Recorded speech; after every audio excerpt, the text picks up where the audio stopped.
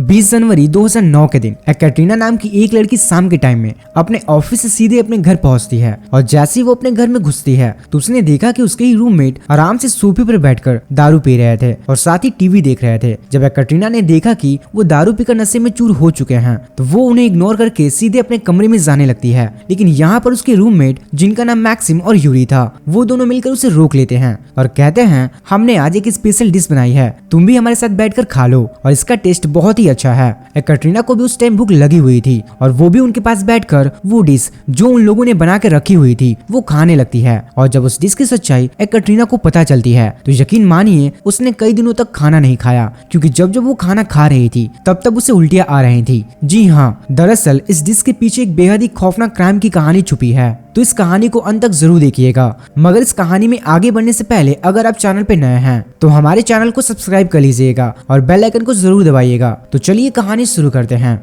ये कहानी रूस की है, जहाँ पर एक करीना नाम की लड़की रहती थी। उसकी उम्र करीब 16 साल थी। वो दिखने में बहुत ही सिंपल सी लड़की थी और उसके सपने भी बहुत ही सिंपल थे। करीना को बचपन से ही कहानी और कविता लिखने का बहुत शौक था। उसने स्कूल के दिनों में इतनी कविताएं कहानी लिख डाली थी कि हर कोई उसकी तारीफ करता था। इसलिए उसने सोच लिया था कि वार्ड के अंदर ही बैचलर डिग्री करेगी और इसके बाद वो एक कवित्री बनेगी। इसके बाद इसने अपने दोस्तों से कहा कि वो रूस में रहते हुए ही थिएटर का भी काम करेगी और बाद में यहाँ से वो अमेरिका चली जाएगी, क्योंकि वहाँ पर अच्छा खासा पैसा वो इस लाइन में कमा सकती है। इसी बीच करीना को म्यूजिक में भी काफी इंटरेस्ट आने लगा। उसने दुनिया भर के म्यूजिक को सुना और अपने टेस्ट का म्यूजिक उसने चुन लिया और जो म्यूजिक उसने चुना था वो उस म्यूजिक के अंदर और ज्यादा गहराई में जाती गई। वो देखने लगी कि इस तरह का म्यूजिक पूरी दुनिया में कौन कौन बनाता है और इस म्यूजिक से रिलेटेड जो लोग सामने आते जा रहे थे वो उन्हें ही अपना आइडियल मानती जा रही थी। और तभी इसी म्यूजिक की तलाश में उससे एक 19 साल का लड़का जिसका नाम मैक्सिम था वो उससे मिल गया। मैक्सिम थोड़ा अजीब टाइप का लड़का था और उसकी ड्रेस पहनने का जो तरीका था वो बहुत ही अजीब था। यहाँ पर करीना पहली बार इसी म्यूजिक की वजह से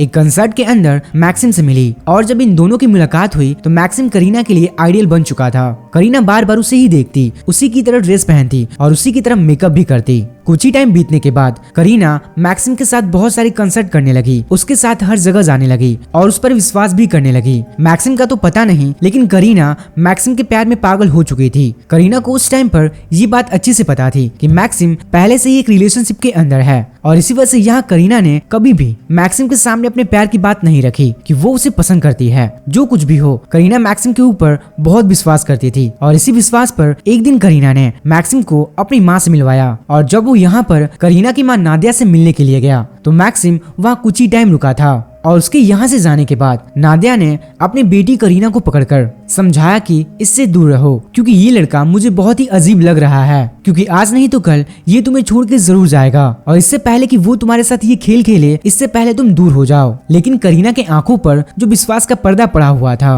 वो करीना की माँ एकदम से नहीं उठा सकती थी। और तब आया 19 जनवरी 2009 का दिन। उस दिन सुबह होते ही करीना स्कूल जाती है और अपने क्लासेस को पूरा करने के बाद जैसे वो स्कूल से बाहर निकलती है तो उससे एक स्कूल की दोस्त मिल जाती है। और यहाँ उसकी दोस्त ने करीना से कहा कि क्यों ना तुम मेरे घर चलो और वहाँ बैठकर हम आज ग्रुप स्टडी करते हैं और आराम से शाम होते होते तुम अपने घर चली जाना। तो अपने फ्रेंड के घर पहुंचने के बाद करीना ने अपने मॉम को फोन किया और कहा कि अपने फ्रेंड के घर पर आई हूँ और अभी हम बैठकर पढ़ाई करेंगे और शाम होते होते मैं घर आ जाऊंगी। लेकिन पढ़ाई करते करते शाम कब हो गई ये पता नहीं चला। यहाँ करीना ने फिर से अपने मॉम के पास फोन किया और कहा आज मैं आने में लेट हो जाऊंगी, इसलिए मैं सोच रही हूँ कि क्यों ना मैं यहीं पर रुक जाऊँ। पहले तो उसकी माँ ने उसे मना किया, लेकिन करीना की ज्यादा जिद करने की वजह से करीना की माँ मान गई और कहा कि कल सुबह 7 बजे से पहले तुम घर आ जाना। ये बात कहने के बाद उसकी माँ ने फोन रख दिया। लेकिन यहाँ करीना की माँ को कोई अंदाजा नहीं था कि ये कॉल करीना की आखिरी कॉल है। अब 20 जनवरी की सुबह हो चुकी थी और 7 बज गए थे,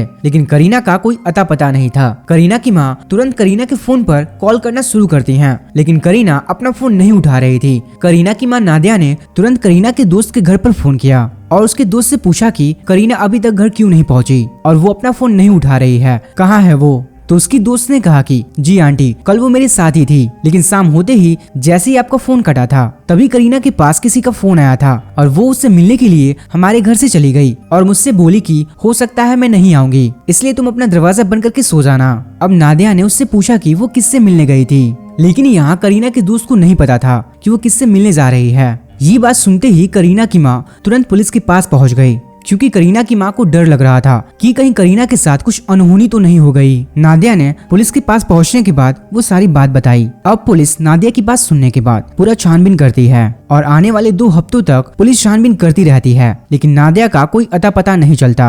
लेकिन इसी बीच करीना की माँ नादिया ने करीना के कमरे की तलाशी ली तो वहाँ पर एक डायरी मिली और उस डायरी के अंदर बहुत सारी कविताएं लिखी हुई थी और वो सारी कविताएं बहुत ही ज्यादा डार्क किस्म की थी और वो डायरी में किसी मैक्स नाम के लड़के के लिए वो कविताएं लिख रही थी। अब नादिया ये डायरी ले जाकर सीधे पुलिस को देती है और जैसे ही पुलिस ये कविताएं पढ़ती है तो पुलिस के मन में भी ख्याल आता है कि आखिर ये मैक्स कौन है और करीना यहाँ बार बार मैक्स के लिए पोएम क्यों लिख रही है। लेकिन यह नादिया को पता था कि ये मैक्स कौन है, वही उसका दोस्त मैक्सिम, जिसके लिए नादिया पूरी पागल हो चुकी थी। उसी की तरह ड्रेस पहनती थी, उसी की तरह मेकअप भी करती थी। यह नादिया ने तुरंत पुलिस से कहा कि मैं जानती हूँ कि मैक्स कौन है और मुझे पता है कि ये कहाँ रहता है। आप इसके घर से उठाइए और तुरंत इससे पूछताछ करिए, क्योंकि इस आदमी का जरूर मेरी बेटी के गायब होने से कोई लिंक जरूर होगा, तो प्लीज आप इससे जरूर पूछताछ करिए। लेकिन पुलिस ने नादिया की बातों पर बिल्कुल भी ध्यान नहीं दिया, क्योंकि यहाँ पुलिस को लग रहा था कि ये जो कैरेक्टर है इस पोयम में ये कोई वर्चुअल कैरेक्टर है, ये आदमी असल में इस दुनिया में है ही नहीं, ऐसा पुलिस को लग रहा था। लेकिन जैसे ही 2 हफ्ते पूरे हुए तो पुलिस को एक कॉल आती है और कॉल करने वाला कहता है कि मैं यहाँ एक गार्बेज डंप के एरिया के पास रहता हूँ और इस डंप से मुझे बहुत ही गंदी स्मेल आ रही है, क्योंकि यहाँ पर किसी की लाश को डंप किया गया है। मैंने वहाँ पास जाकर देखा है। पुलिस अपनी गाड़ियाँ लेकर तुरंत डंप एरिया के पास पहुँच जाती है और वहाँ जाकर पुलिस जैसे ही उन थैलों को देखती है, उन अलग अलग थैलियों में एक लाश को बहुत परफेक्ट काट कर फेंका गया था। वो लाश इतनी बुरी तरीके से सड़ चुकी थी कि उसकी पहचान करना बहुत मुश्किल थी। और जब पुलिस ने यहाँ उसके कपड़े से उसकी पहचान की तो करीना की माँ ने कहा, हाँ ये मेरी बेटी के कपड़े हैं, यानी ये लड़की कोई और नहीं बल्कि करीना थी। अब पुलिस उस लाश के टुकड़ों को उठाकर पोस्टमार्टम के लिए भेज देती है और उस पोस्टमार्टम रिपोर्ट में ये सामने आता है कि उसकी मौत डूबने की वजह से हुई है। अब जैसे ही ये बात पुलिस को पता चलती है तो सभी पुलिस वाले परेशान हो जाते हैं कि करीना की मौत डूबने से कैसे हुई। पुलिस को और ज्यादा टेंशन हो जाती है, क्योंकि यहाँ जो बॉडी के ऊपर कट लगे हुए थे वो इतने सटीक थे जिन्हें देखकर कोई भी समझ सकता था कि जरूर यहाँ करीना की लाश को किसी पुराने आदमी द्वारा काटा गया है, मतलब वो आदमी पहले भी ऐसा क्राइम कर चुका है, तभी तो उसने करीना की बॉडी को इतने परफेक्ट तरीके से काटा है। अब पुलिस और छानबीन करती है, लेकिन पुलिस को कुछ भी नहीं मिलता और तभी पुलिस के पास एक फोन आता है। यहाँ ये फोन करने वाली एक लड़की थी जिसका नाम एकट्रीना था।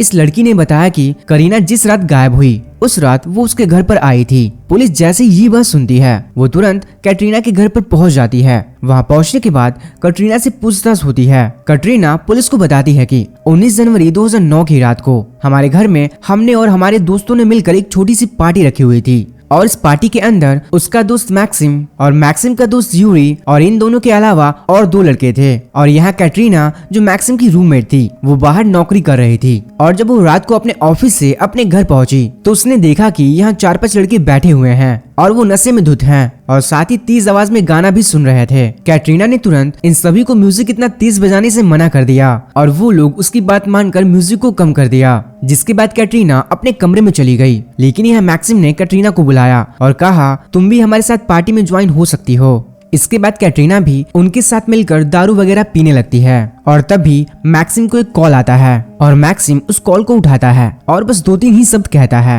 और साथ ही मैक्सिम ये कहता है कि हम यहाँ पर हैं, तुम यहाँ पर आ जाओ। और जैसे ये कॉल कट होता है मैक्सिम जोर से चिल्ला के यूरी से कहता है कि मीट आ रहा है। अब ये बात सुनकर यूरी भी परेशान हो जाता है कि आखिर मीट कहाँ से आ रहा है, क्या अपने आप चल कर आएगा। लेकिन फिर उसने कहा चलो ठीक है आने दो। ये लोग वापस से फिर से शराब पीते हैं और थोड़ी देर बाद इनके दरवाजे को कोई खटखटाता है। यूरी जैसे ही दरवाजा खोलता है तो सामने खड़ी थी करीना। करीना घर के अंदर आई और सभी से मिली, मैक्सिम से भी मिली और यूरी से भी मिली और साथ ही कैटरीना से भी मिली। और इसके बाद ये लोग फिर से दारू पीने लगे। धीरे धीरे रात गहरी होती गई। ये सभी के सभी नशे में चूर हो चुके थे। अब रात आधी रात में बदल चुकी थी। तभी यहाँ मैक्सिम अपने सभी दोस्तों से कहता है कि चलो निकलो, मुझे करीना के साथ थोड़ा सा अलग टाइम बिताना है। ये बात सुनने के बाद उसके सभी दोस्त वहाँ से निकल गए, लेकिन यहाँ मैक्सिम ने यूरी को रोक लिया और कहा तुम हमारे साथ रुक सकते हो, मुझे कोई दिक्कत नहीं है। और अब कैटरीना तो कहीं जाएगी नहीं क्योंकि उसका तो वही घर है और मैक्सिम भी कहीं नहीं जाएगा क्योंकि वो कैटरीना का रूममेट है।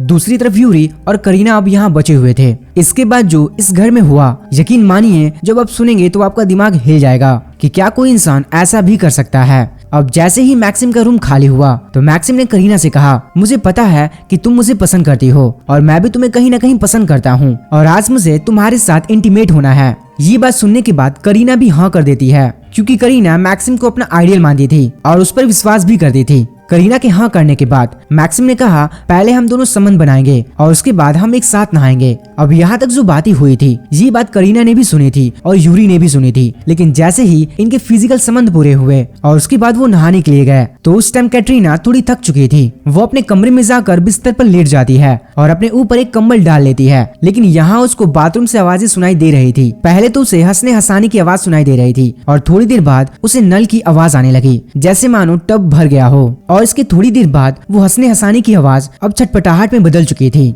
अब जैसे ये आवाज कैटरीना सुनती है वो अपने कमरे से निकलकर देखने जाने लगी कि आखिर उस बाथरूम में क्या हो रहा है, लेकिन यहाँ बाथरूम और कमरे के बीच में यूरी खड़ा था और वो कैटरीना को रोक देता है और कहता है, तुम अपने बेड पर जाकर सो जाओ। कैटरीना को पहले भी मैक्सिम और यूरी ने मजाक मजाक में कहा था कि एक दिन करीना को वो जान से मार देंगे। ये बात कैटरीना को उस टाइम मजाक लगी थी, लेकिन उसे नहीं पता था कि वो सच में ये काम करने वाले हैं। यहाँ मैक्सिम ने बाथरूम को पहले ही खुला छोड़ दिया था और ये मर्डर प्लान कितना सटीक था आप इस बात से पता लगा सकते हैं कि मैक्सिम ने पहले ही यूरी को समझा दिया था कि मैं अंदर जाकर 3 नकली छींक मारूंगा और उस छींक को सुनकर तुम बाथरूम में आ जाना और मेरी मदद करना कैटरीना की जान लेने में। यूरी ने कहा ठीक है। मैक्सिम 3 बार छींक मार चुका था। यूरी दरवाजा खोलकर सीधा अंदर गया और अंदर जाकर देखा तो मैक्सिम करीना के ऊपर बैठा हुआ है और करीना बाथटब में लेटी हुई है। और जैसे ही यूरी गेट खोल के अंदर गया तो करीना एकदम से अनकंफर्टेबल हो गई कि हम दोनों के नहाते टाइम ये तीसरा बीच में कैसे आ गया। इससे पहले कि वो कुछ समझ पाती यूरी ने उसका गर्दन पकड़ा और पानी में डुबा दिया और पानी के अंदर तब तक दबा के रखा जब तक उसकी जान नहीं निकल गई। यहाँ करीना के छटपटाने की जो आवाजें आ रही थी वो आवाजें कैटरीना ने भी सुनी, लेकिन कैटरीना कुछ नहीं कर सकती थी। यहाँ करीना की मौत हो चुकी थी और यहाँ करीना की लाश का इन दोनों को कुछ न कुछ करना था। इन दोनों ने एक प्लान बना लिया कि इस लाश को इस बाथरूम से बाहर नहीं निकालेंगे, क्योंकि अगर इसे बाहर निकालेंगे तो बहुत परेशानी होगी। और आपको ये बात जानकर हैरानी होगी, दोनों पहले एक बूचड़ खाने में काम किया करते थे और इस काम के दौरान ही उनको पता था कि धारदार हथियार को असल में कैसे चलाना है, क्योंकि इस काम के दौरान ही इन्होंने बहुत सारे जानवरों को इसी तरीके से काटा था। अब पूरा बाथरूम खून से भर चुका था और लगभग सुबह होने वाली थी और उनको पता था इस बाथरूम का इस्तेमाल करने के लिए जरूर आएगी, क्योंकि एक ही बाथरूम था तो उन्हें जो भी करना था वो बहुत ही जल्दी करना था। और जो उन लोगों ने पीसेस काट कर रखे हुए थे उसे प्लास्टिक में भर दिया और हर पार्ट को अलग अलग थैले में लपेट दिया। उसके बाद सभी थैलियों को इन लोगों ने बाहर निकाला, लेकिन इन्होंने इस बात का ध्यान रखा कि इस थैले के अंदर से एक भी खून का कतरा नीचे नहीं गिरना चाहिए, क्योंकि अगर नीचे गिरा तो बहुत बड़ा जगह साफ करना पड़ेगा यहाँ से सबूत मिटाने के लिए।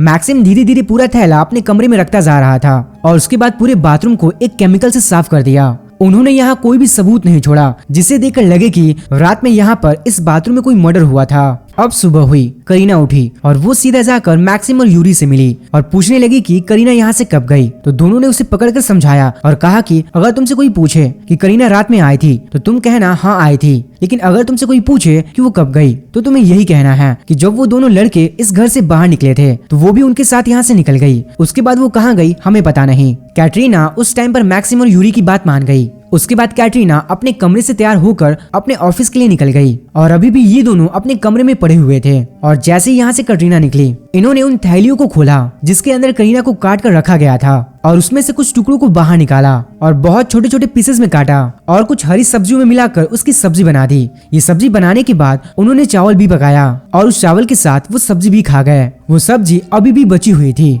अब शाम हो चुकी थी और करीना अपने ऑफिस से अपने घर पर आती है और जैसे वो अपने घर में आई तो उसने देखा कि मैक्सिम और यूरी दोनों दारू पीकर नशे में पड़े हैं और उसने देखा कि उनके हाथ में एक प्लेट है और उसके अंदर सब्जी मौजूद है। अब कैटरीना इन्हें इग्नोर करते हुए सीधे अपने कमरे में जाने लगी। तभी उसके दोस्त मैक्सिम ने उसे रोक दिया और कहा कि हमारे साथ बैठकर तुम भी खा लो, आज हमने एक स्पेशल डिश बनाई है। उस टाइम करीना को भी भूख लगी हुई थी। वो भी उनके पास बैठकर वो डिश जो उन लोगों ने बना कर रखी हुई थी वो खाने लगती है। वो डिश करीना को बहुत ही टेस्टी लगी और वो पूछने लगी कि ये क्या है। तो मैक्सिम ने बताया कि मीट है। कैटरीना ने पूछा ये किस चीज का मीट है। तब यहाँ पर कैटरीना को पता चला कि ये मीट किसी और का नहीं बल्कि उसकी ही दोस्त कैटरीना की थी। मैक्सिम ने उसे बता दिया कि असल में जो सब्जी वो खा रही है वो करीना के किस बॉडी पार्ट की है, और सही तौर पर कहूँ तो वो असल में करीना के कुछ ऑर्गन को निकालकर और उसको काट कर यहाँ सब्जी बनाकर खा रहे थे। बाकी बची हुई बॉडी को उन्होंने उसी दिन अपनी गाड़ी में लोड किया और सीधा उसे डंपयार्ड के पास लेकर गए और वहीं फेंक दिया, और उसके बाद वो अपने घर लौट आए। लेकिन 10-15 दिन के बाद उन थैलियों से बदबू आने लगी, और तब जाकर यहाँ 2 हफ्ते के बाद उस आदमी ने पुलिस को कॉल किया और कहा कि यहाँ पर बहुत ही गंदी बदबू आ रही है। इसके बाद की कहानी तो आपको बता चुका हूँ। अब पुलिस ने इन दोनों को पकड़ लिया, और जब पुलिस इन दोनों से पूछताछ करने लगी तो इन लोगों ने कहानियां बनानी शुरू कर दी। अब क्योंकि इस क्राइम के अंदर 2 लोग शामिल थे, तो इनमें से मुख्य आरोपी को बाहर निकालना बहुत मुश्किल काम था। अब पुलिस ने यूरी से पूछा कि तुम बताओ, तो यूरी बताता है कि ये सारा कांड मैक्सिम ने किया है और मेरा इसमें कोई हाथ नहीं है, मुझे घर जाने दो। अब मैक्सिम से जब पुलिस पूछती है तो मैक्सिम कहता है ये सारा कांड यूरी ने किया है, इसमें मेरा कोई रोल नहीं है, क्योंकि यूरी करीना को पसंद करता था और उसने उसके सामने जाके कहा कि वो उसे बहुत ही ज्यादा पसंद करता है। और ये कहने के बाद वो उसे सीधा बाथरूम ले गया और उसके बाद जबरदस्ती करने लगा। और जब यहाँ पर करीना ने शोर मचाना शुरू किया तो उसने उसे पानी में डुबाकर मार दिया। पुलिस मैक्सिम की बातों पर बिल्कुल भी भरोसा नहीं करती, क्योंकि यूरी तो पहली बार करीना से मिला था और ये चीज कैटरीना ने पुलिस को पहले ही बता चुकी थी। अब पुलिस का पूरा फोकस मैक्सिम के ऊपर था। जब पुलिस मैक्सिम के ऊपर थोड़ा डंडा बजाती है तो मैक्सिम टूट जाता है और वो बोलना शुरू करता है और कहता है ये कांड हम दोनों ने मिलकर किया है। और उसने ये भी कहा कि हम उस टाइम बहुत ही भूखे थे और घर में खाने के लिए कुछ नहीं था, और उस टाइम कैटरीना भी ऑफिस से वापस नहीं आई थी और हमें दारू के साथ कुछ खाने के लिए चाहिए था, और बाहर जाने के लिए कोई खुश नहीं था कि बाहर जाकर कौन खाना लेकर आएगा। इसलिए हमने सोचा कि क्यों ना हम मीट को अपने ही पास बुला लें। तो मैंने और यूरी ने मिलकर आपस में डिस्कस कर लिया कि वो उसके एक दोस्त को बुला लेते हैं, और तुरंत यहाँ मैक्सिम ने करीना को फोन किया और पूछने लगा कि तुम कहाँ हो। तो करीना ने कहा मैं अपने दोस्त के घर पर हूँ और बैठकर पढ़ाई कर रही हूँ और रात को भी यहीं रुकूंगी। ये चीज मैक्सिम के लिए गोल्डन चांस था कि ये लड़की आज बाहर रुकी हुई है। उसने तुरंत करीना को अपने पास बुलाया। हम एक छोटी सी पार्टी कर रहे हैं। इसके बाद करीना अपने दोस्त के घर से निकलकर सीधा मैक्सिम के पास पहुंच गई। इसके बाद की कहानी आपको पता है। अब पुलिस इन दोनों को पकड़कर कोर्ट में ले जाती है और ये दोनों अपना जुर्म कबूल करते हैं। मैक्सिम को 19 साल की सजा मिलती है और यूरी को 18 साल की। लेकिन इसके कुछ साल बीतने के बाद मार्च 2017 को मैक्सिम अपने सेल में अपने ही कपड़ों से टंगा हुआ मिला और उसने एक सुसाइड नोट लिखा था, जिसके अंदर उसने लिखा था कि वो जल्दी ही दोबारा जन्म लेगा एक नई शरीर के साथ और वो एक अच्छा इंसान बनकर इस दुनिया के सामने आएगा। और इसी के साथ ये कहानी समाप्त होती है। आपको इस सच्ची घटना की कहानी कैसी लगी हमें कमेंट बॉक्स में जरूर बताइएगा, और ऐसी ही क्राइम से जुड़ी और कहानी देखने के लिए हमारे चैनल को सब्सक्राइब कर लीजिएगा और बेल आइकन को जरूर दबाइएगा। Thanks for watching.